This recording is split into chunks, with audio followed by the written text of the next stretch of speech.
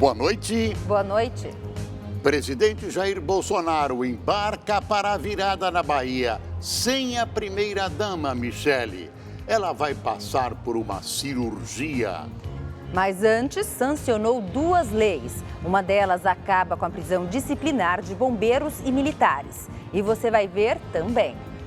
Desemprego cai para 11,2% no trimestre encerrado em novembro. O maior número de vagas foi no comércio. Seguro obrigatório, DPVAT, não acabou, mas ficou mais barato. Os valores caíram quase 70% para os carros e mais de 80% para as motocicletas.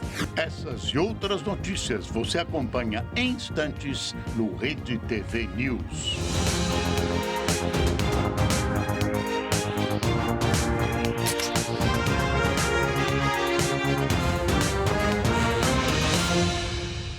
O presidente Jair Bolsonaro embarcou hoje para a base de Aratu, na Bahia, onde vai passar o recesso de fim de ano.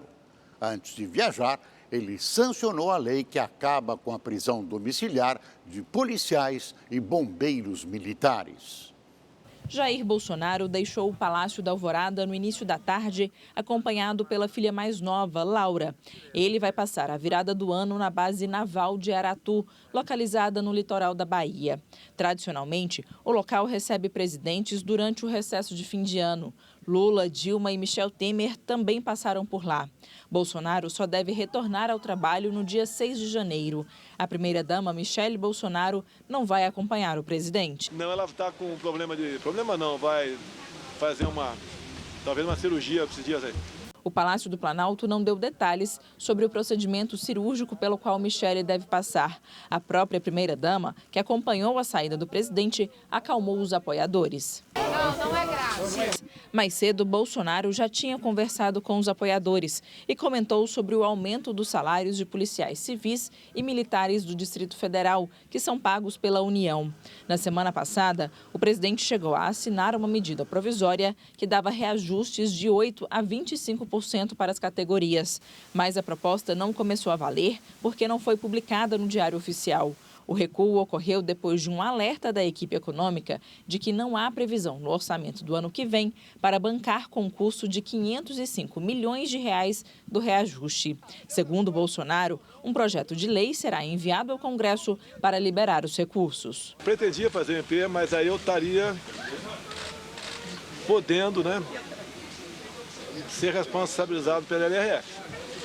Tá, inclusive, a gente podia resolver grande parte do problema, mas tem que dar 1,5% agora. Se eu dou 1,5% para eles, vamos falar que é um assinte, mas ajudaria a gente destravar para o ano que vem. Então resolvemos não dar o 1,5%. A gente faz PLN no começo, começar o Congresso em fevereiro. O projeto já entra imediatamente. Acredito que o Congresso aprove, com aumento retroativo a janeiro. Essa é a última ideia que foi colocada na mesa, conversado aí com a equipe econômica. Antes de embarcar, o presidente sancionou a lei que acaba com as prisões disciplinares para policiais e bombeiros militares. O texto prevê que as corporações serão regidas por um código de ética e disciplina, que classificará as transgressões e determinará as punições, que não poderão ser restritivas de liberdade. Os estados têm o prazo de 1 ano para aprovar os códigos de ética. Bolsonaro também sancionou a lei que torna crime incentivar a automutilação e o suicídio pela internet ou redes sociais. A pena é de 6 meses a 12 anos de prisão e pode ser agravada caso a vítima tenha menos de 14 anos ou seja portadora de deficiência mental.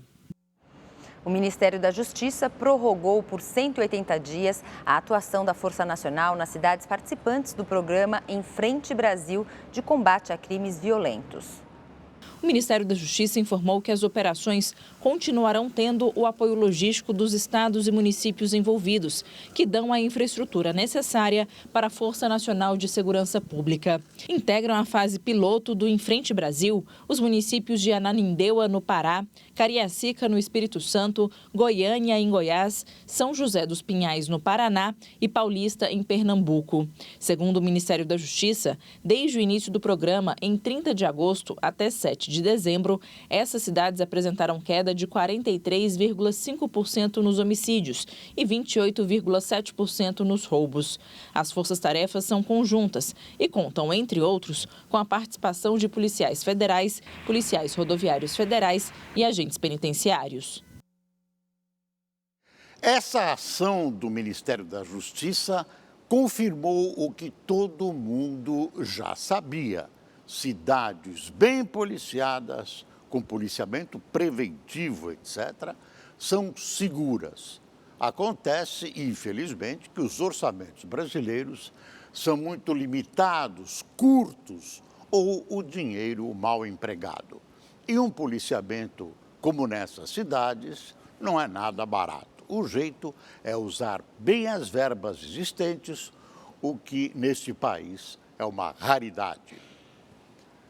O presidente do Supremo Tribunal Federal, ministro Dias Toffoli, determinou o desbloqueio imediato de 50% dos recursos do Fundo de Segurança Pública aos fundos estaduais e distritais e determinou que não haja novas contenções. Segundo os estados, o dinheiro que supera 1 bilhão e 100 milhões de reais arrecadados com a exploração de loterias havia sido bloqueado sem justificativa. A União foi intimada a se manifestar, mas alegou desconhecer a ação movida pelos estados. Segundo Toffoli, a lei que regulamenta o fundo veda expressamente a contenção dos valores. A decisão é provisória e foi tomada porque Toffoli está no plantão judiciário. O processo foi enviado ao gabinete da ministra Rosa Weber, relatora do caso. O Ministério da Educação oficializou mudanças no Fundo de Financiamento Estudantil, o FIES, e também no Programa de Financiamento Estudantil, o PFIES. Para ter acesso ao FIES, o estudante agora terá que tirar uma nota igual ou maior do que 400 na redação do Exame Nacional do Ensino Médio, o Enem. Hoje, basta não zerar o texto. Também será exigida uma média igual ou maior a 450 pontos nas outras 5 provas do exame. As mudanças entrarão em vigor a partir do primeiro semestre de 2021. No FIES, são admitidos alunos com renda familiar bruta de, no máximo, 3 salários mínimos e o financiamento é feito com juros zero pelo governo federal. Já no Programa de Financiamento Estudantil, o PFIES, o subsídio é obtido junto a bancos privados. Atualmente, ele é concedido a estudantes que tenham famílias de renda mensal bruta por pessoa de 5 salários mínimos e ingresso por meio do Enem. Essas duas exigências serão extintas a partir do segundo semestre de 2020. Além disso, o Ministério da Educação prevê a redução de vagas mantidas pelo governo federal de 100 mil no ano que vem para 54 mil em 2021 e 2022, se a economia do país não melhorar. A inadimplência dos programas também foi citada pelo MEC como razão para um possível corte de vagas. A taxa de desemprego caiu para 11,2% no trimestre encerrado em novembro. Atualmente, há 11 milhões e 900 mil desempregados no país. Os dados divulgados pelo IBGE, o Instituto Brasileiro de Geografia e Estatística, mostram que o desemprego caiu tanto na comparação com o trimestre anterior, quando fechou em 11,8%, como em relação ao mesmo período do ano passado, que registrou uma taxa de 11,6%. O nível de desocupação atual é o menor desde maio de 2016. As vagas temporárias abertas no comércio por causa das festas de fim de ano contribuíram para a queda no número de desempregados.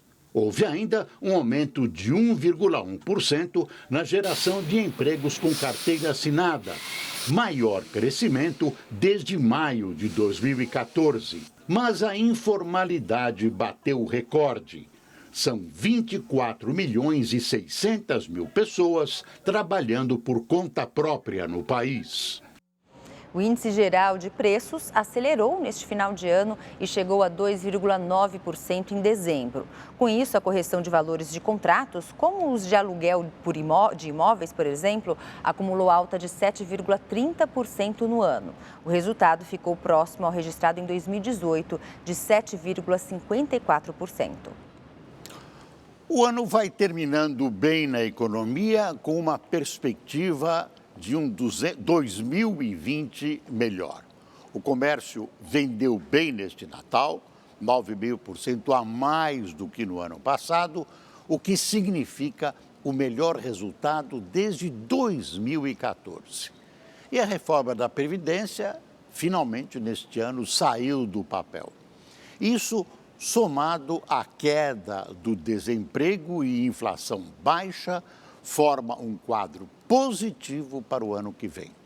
E é bom lembrar que 2020 é um ano eleitoral que vai colocar frente a frente o governo Bolsonaro e uma oposição hoje desmantelada.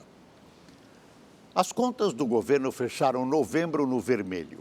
O déficit do Tesouro Nacional, Previdência Social e Banco Central foi de quase 16 bilhões e meio de reais, praticamente o mesmo registrado em novembro do ano passado. No acumulado do ano, o déficit primário foi para 80 bilhões e 300 milhões de reais, contra 88 bilhões e 400 milhões no mesmo período do ano passado. O resultado anual deve ficar abaixo da meta fiscal prevista no orçamento, um déficit de 139 bilhões de reais. Os juros do cheque especial e do cartão de crédito subiram em novembro, de acordo com os dados divulgados hoje pelo Banco Central. No crédito rotativo para pessoas físicas, o juro médio aumentou de 317,6% ao ano em outubro para 318,3% ao ano em novembro. Já a taxa média do cheque especial foi de 305,9% em outubro para 306,6% em novembro. A partir de 6 de janeiro, os juros do cheque especial serão de, no máximo, 8% ao mês. Com esse limite estipulado pelo Banco Central, o juro anual chegará, no máximo, a 150%. Noves fora, quem paga tudo isso é você. Olha, fuja do dinheiro dos cartões de crédito e do cheque especial. Os bancos mantêm outras linhas de crédito com juros menores que você pode e deve utilizar. Foram divulgados hoje os valores do seguro DPVAT para o ano que vem. A taxa obrigatória terá redução de até 86%. Os valores do DPVAT 2020 foram divulgados pelo Conselho Nacional de Seguros Privados. A queda da taxa obrigatória atingiu todas as categorias. Para os carros, por exemplo, caiu para R$ 5,23. Neste ano, a taxa foi de R$ 16,21, uma redução de 68%. Já a cobrança para motos teve queda de 86%. Passou de R$ 84,58 para R$ 12,30. De acordo com a Superintendência de Seguros Privados, um fundo de quase 6 bilhões de reais foi acumulado pela instituição, valor que será devolvido ao contribuinte com a redução das taxas. O prefeito de São Paulo, Bruno Covas, está em ótimo estado clínico e, inclusive, já recebeu alta. É o que diz o boletim médico divulgado hoje pela direção do Hospital Sírio-Libanês. Covas estava internado desde ontem, quando se submeteu à 5ª sessão de quimioterapia para o tratamento de um câncer abdominal descoberto em outubro. Bruno Covas ainda deve passar por mais 3 sessões de quimioterapia. Uma família de Contagem, na Grande Belo Horizonte, vive o drama da procura de um engenheiro que sumiu depois de sair de casa na última segunda-feira. No Brasil, mais de 82 mil pessoas desaparecem ou desapareceram no último ano. A falta de notícias é angustiante. Já são 5 dias que familiares e amigos fazem de tudo para tentar reencontrar Sanderley Fabrício Bastos, de 39 anos. Nós todos estamos muito angustiados, né? Já são 5 dias sem notícia, sem saber se ele está comendo, se ele está vivo, se se ele dorme, aonde ele está, enfim, a gente não tem notícia nenhuma. Sanderley trabalhou normalmente na segunda-feira, foi almoçar em casa e foi visto pela última vez à tarde dentro de um ônibus em Belo Horizonte. Ele não tem problema com ninguém, ele não tem problema, até onde a gente sabe, financeiro, não brigou com a esposa. Enfim, nada que o levasse a fazer isso. A Polícia Civil de Minas incluiu Sanderley na lista do Sistema Nacional de Pessoas Desaparecidas. A cada semana, pelo menos 28 pessoas desaparecem em Belo Horizonte. De janeiro a novembro deste ano, foram 1.270 boletins de ocorrências, uma média de 4 por dia. São crianças, jovens e idosos que deixam os lares sem dar pistas para as famílias e amigos. Em todo o Brasil, 82 mil pessoas são consideradas desaparecidas. Entre elas está Ana Paula Carvalho, que na época tinha 15 anos.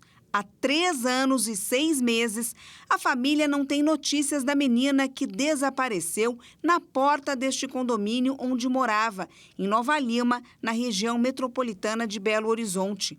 O caso é cercado de mistérios. Desde o sumiço, não houve informações precisas ou testemunhas que ajudassem nas investigações. De acordo com a delegacia especializada, qualquer informação deve ser repassada para o telefone 197. As denúncias são anônimas. Foi o pior Natal da nossa família, né? Não tivemos Natal.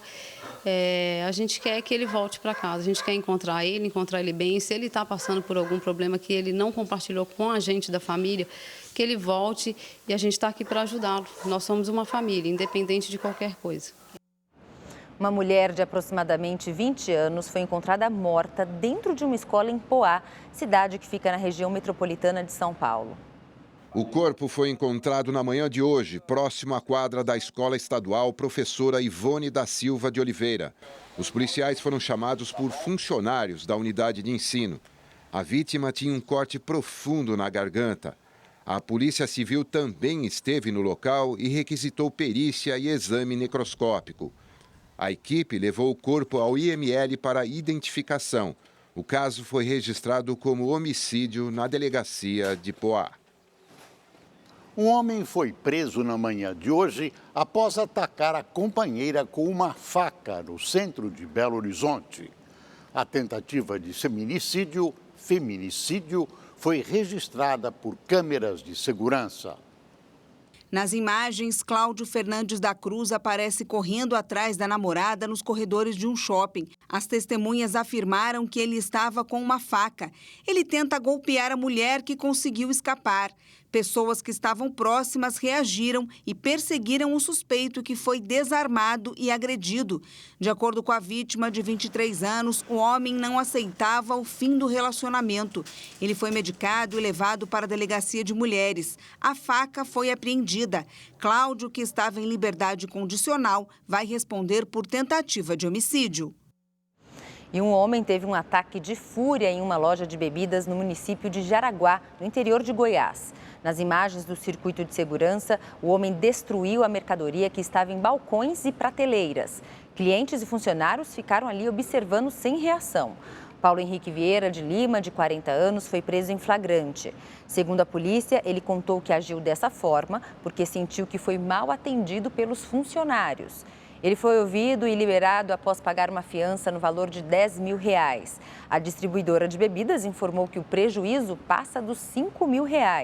A PM informou que Paulo já se envolveu em outras situações parecidas.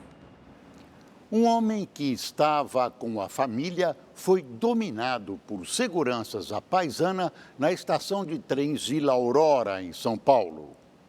As imagens feitas por um passageiro mostram o homem sendo dominado pelos seguranças, que achavam que ele era o ambulante, já que levava uma mala.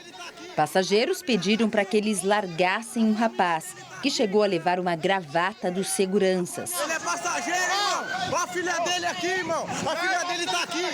A filha mais velha tentou impedir a agressão, também sem sucesso. A mulher e o filho mais novo ficaram dentro do trem com medo dos seguranças que estavam armados. A CPTM informou que os agentes identificaram alguns ambulantes com mercadoria na estação e, como procedimento, os itens foram apreendidos. O homem mostrado nas imagens, segundo a CPTM, usava uma tornozeleira eletrônica e foi conduzido à delegacia. A empresa informou ainda que vai apurar a conduta dos seguranças. As casas lotéricas de São Paulo estão cheias neste final de ano. Isso porque tem muita gente sonhando com o prêmio da Mega da Virada, que pode chegar a 300 milhões de reais. Muitos apostadores já fazem planos antes da hora, mas olha, tem aqueles que vão esperar a sorte lhe sorrir para aí então decidir como gastar essa bolada. 2019 está chegando ao fim e com ele as metas para o próximo ano. Chegar na Mega Sena, que é 300 milhões, né? Seria muito bom, né? Só que ganhar o prêmio da Mega da Virada é o desejo de qualquer brasileiro para começar 2020 de bolso cheio. Eu que sou velho, se eu ganhar um dinheiro desse, capaz de eu morrer aí.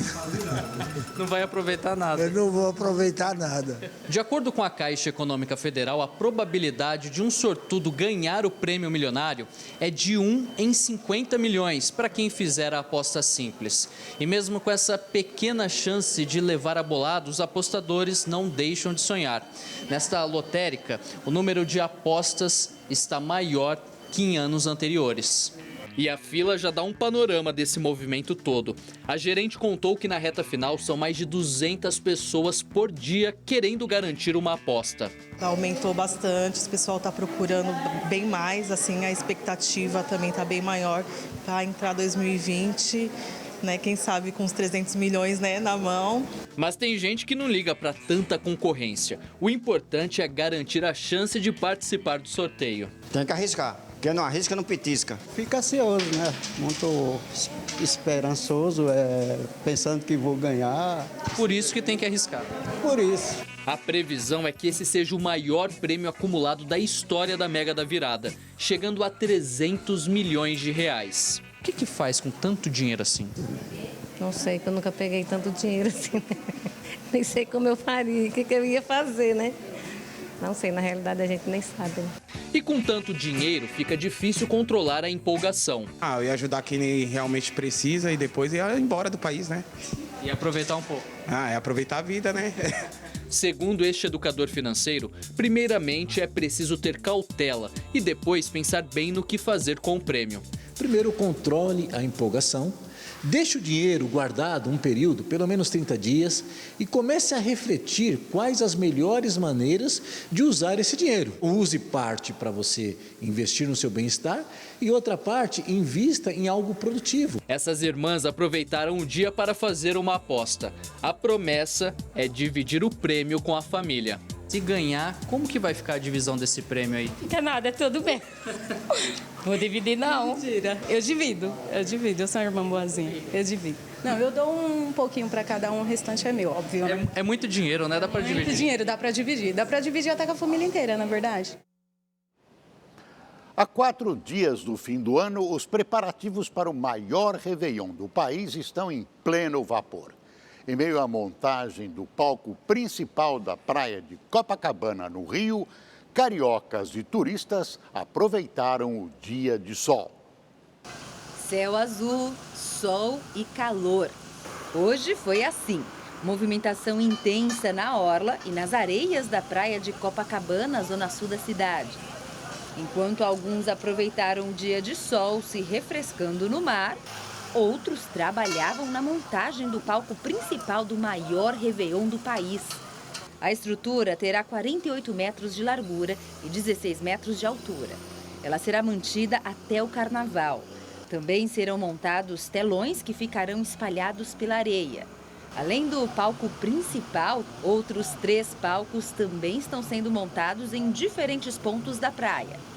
A expectativa da Prefeitura do Rio é de que 3 milhões de pessoas se reúnam para ver os 14 minutos de queima de fogos em Copacabana. Última sexta-feira do ano, muita gente já colocou o pé na estrada e no Rio de Janeiro, cerca de 60 mil pessoas vão passar hoje pela principal rodoviária do estado.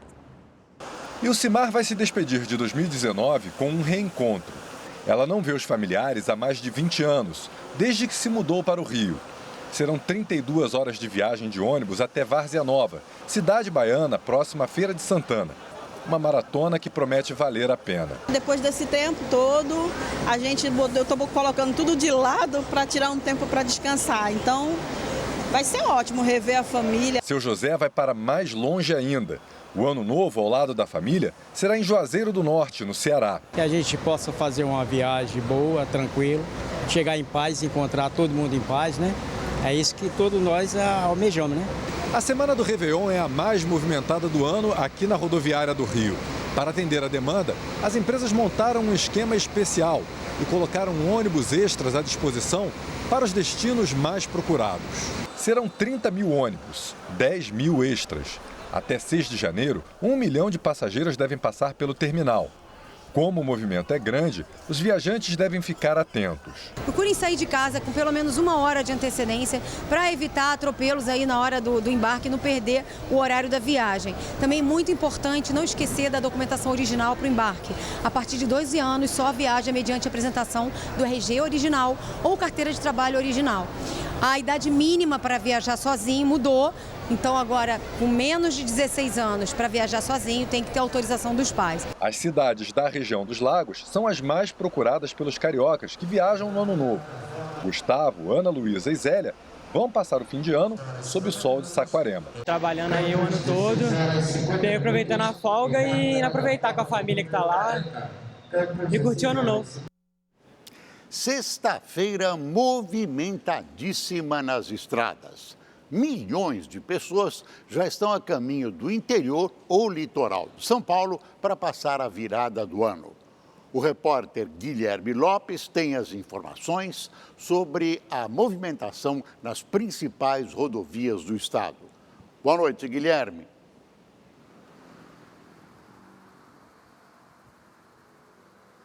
Olá, Boris, Gabriela, boa noite a todos. Olha, eu falo ao vivo da rodovia Castelo Branco. Aqui o movimento é intenso e não poderia ser diferente. Foi assim ao longo de todo o dia. A concessionária alerta que o motorista tem que redobrar a atenção, principalmente na saída da região metropolitana, porque há pontos de lentidão. No sistema Castelo Raposo, são esperados para hoje cerca de 150 mil veículos. Movimento intenso até pelo menos às 10 horas da noite. Já para quem segue para a região noroeste de São Paulo, no sistema Anhanguera-Bandeirantes, são esperados cerca de 800 mil veículos até o próximo dia 31, com um movimento maior entre hoje e amanhã. Agora, para as famílias que vão passar o fim do ano na praia e ainda não pegaram a estrada, essas precisam ter paciência. Na rodovia dos Imigrantes, principal ligação com o litoral sul, o movimento ao longo do dia foi intenso, está intenso no momento. De acordo com o último boletim da concessionária, há 20 quilômetros de congestionamento. Na Via Anchieta, a situação é um pouco melhor, mas com trânsito carregado e com pontos de lentidão também. Já no sentido, para quem vai para o litoral norte, pela Carvalho Pinto, o trânsito está um pouco mais tranquilo, no entanto, carregado. Essa é a situação das rodovias que saem da região metropolitana aqui de São Paulo, com destino ao interior e ao litoral paulista. Da rodovia Castelo Branco, Guilherme Lopes, para o Rede TV News. 6 pessoas foram presas durante uma operação contra o tráfico de drogas em Conselheiro Lafayette, no interior de Minas Gerais. O alvo dos policiais era uma quadrilha que controla o tráfico de drogas em um dos bairros mais populosos da cidade. As ruas foram cercadas. Do alto, o helicóptero da Polícia Civil dava cobertura à ação.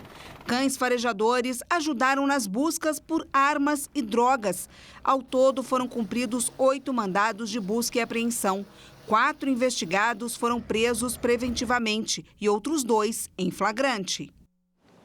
As polícias brasileiras têm feito um bom trabalho no combate ao tráfico de drogas.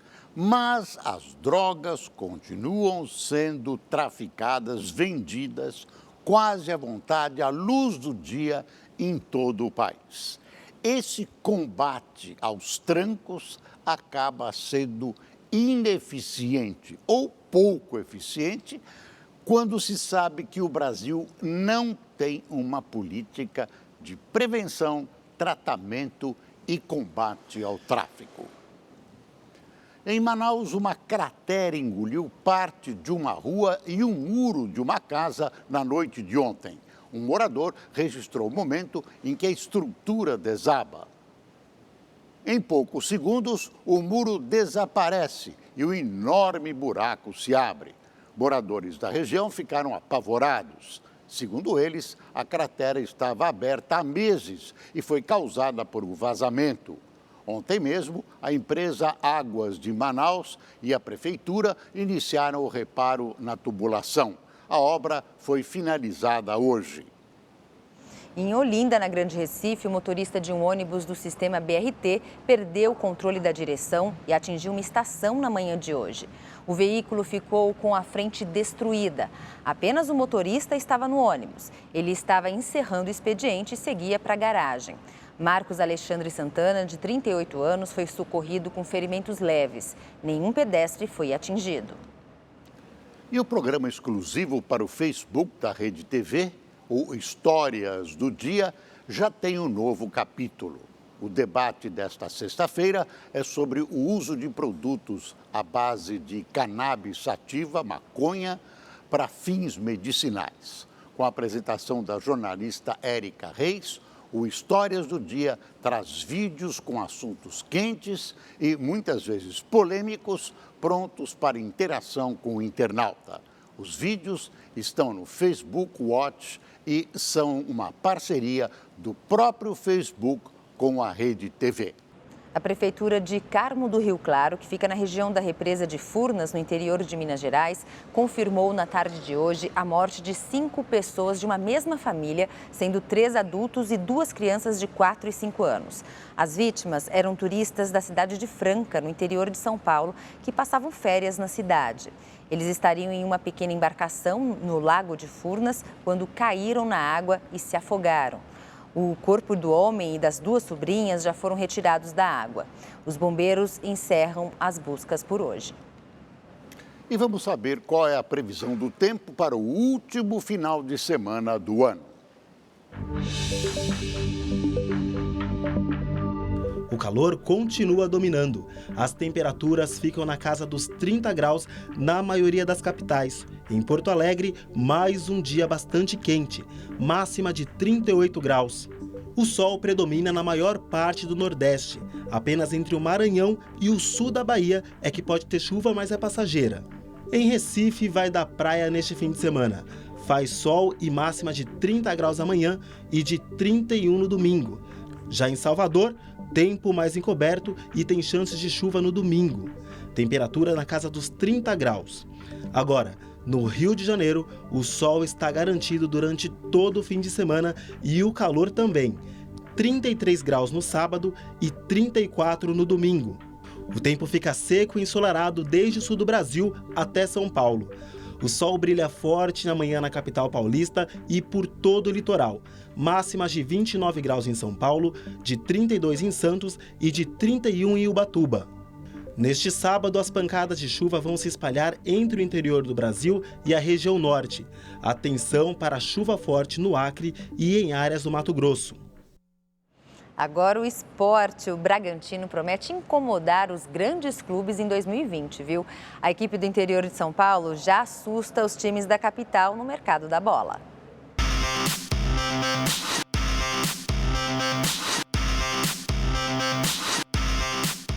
O time do interior paulista tenta contratar revelações dos clubes grandes do estado. Valse, zagueiro do São Paulo, está no radar. O clube fez uma oferta de 27 milhões de reais, mas o tricolor considerou o valor baixo. Arthur, que fez uma boa temporada pelo Bahia e pertence ao Palmeiras, está próximo de fechar o acordo. O Bragantino está disposto a desembolsar 27 milhões de reais. Outro perto do Massa Bruta é Matheus Jesus, do Corinthians. A negociação prevê empréstimo de 1 ano com opção de compra após o período. E por falar em Corinthians, depois de vender o Júnior Urso para o Orlando City e encaminhar a transferência de Cleison para o Bahia, o próximo a deixar o timão deve ser o meia Sornosa. A LDU do Equador tem interesse em trazer por empréstimo o atleta, que aceitou reduzir o salário para voltar a jogar na sua terra natal. Quem também espera voltar a jogar em seu país de origem é o atacante Borja. O colombiano deve ser emprestado para o seu time do coração Júnior Barranquilla. Segundo o próprio atleta, só falta uma resposta positiva do Palmeiras. O Atlético Paranaense está de técnico novo. Dorival Júnior acertou com o atual campeão da Copa do Brasil por 2 temporadas. O técnico estava sem clube desde dezembro de 2018. Fim do ano chega e com ele vem aquelas metas de ano novo, né? Emagrecer, ganhar mais, trocar de emprego, arrumar um namorado. Os desejos são muitos e às vezes se perdem no meio do caminho, né? Se você é uma dessas pessoas, o Rede TV News ensina agora como ter foco e cumprir as promessas. Eu tracei metas mais subjetivas, tipo comer melhor, ter mais tempo para cozinhar, ter mais tempo para fazer as coisas que eu gosto, tentar não trabalhar tanto. E você conseguiu cumprir essas metas? Não. Não consegui seguir firme na academia nem outro tipo de esporte. Olha, traçar eu tracei, mas eu não consegui atingir nenhuma. Quem nunca fez promessas no Réveillon e deixou para lá no resto do ano? Segundo a psicoterapeuta Poliana Esteves, as metas não são alcançadas porque as pessoas não focam no que realmente querem e não se organizam. Para ela, é fundamental ter aqueles famosos objetivos de começo de ano. As pessoas, quando elas não estabelecem metas, eu brinco que é você entrar num táxi sem saber para onde você vai, sabe assim, para onde você quer ir, não sei, qualquer lugar. Então a pessoa fica muito literalmente assim, tipo, à deriva, aquela pessoa que geralmente sente que, o que eu vim fazer no mundo, minha vida tá meio sem propósito, sem sentido, porque a pessoa não tem objetivos, ela não tem metas. Ela ainda aconselha. As metas, primeira coisa é você pensar no que você realmente quer, né? Então assim, primeira coisa, não pensa no que você não quer, pensa no que você quer, o que você realmente quer para você, o que você realmente quer para o seu ano. E aí escreve isso num papel. E para você atingir uma meta, você vai ter que mudar as suas ações. Então também pensar, eu estou disposto a ser o que eu preciso ser para conseguir um aumento, para conseguir ganhar mais, para conseguir estar mais magro, para conseguir estar mais ativo fisicamente. Então tem que pensar também no que você precisa fazer e aí você quebrar as metas em pequenos passos, em pequenas metas. A empresária Patrícia Alves segue bem a dica da Poliana. Há 5 anos, ela anota em um caderno todos os objetivos que tem para o ano seguinte. Comecei a estabelecer metas anotando, escrevendo, comprando um caderno, escrevendo em tópicos. Por quê? Porque eu achei que, tendo mais organização, assim como no trabalho, eu poderia alcançar mais metas. Não todas, mas a grande maioria delas eu conseguiria cumprir. E se você não organiza, você não consegue cumprir absolutamente nada. Assim como no trabalho, na vida, você também precisa de organização. E para quem não é tão organizado como a Patrícia, não precisa correr. Ainda dá tempo de você planejar e traçar as suas metas para 2020. O importante é você ter objetivos, é você estar sempre sonhando, sempre acreditando e correndo atrás do que você quer. Aproveitar esse início de ano, essa coisa que a gente dá de renovação mesmo, e aproveitar para realmente renovar, né, as esperanças, os sonhos. O Rede TV News fica por aqui. Boa noite. Boa noite e até amanhã.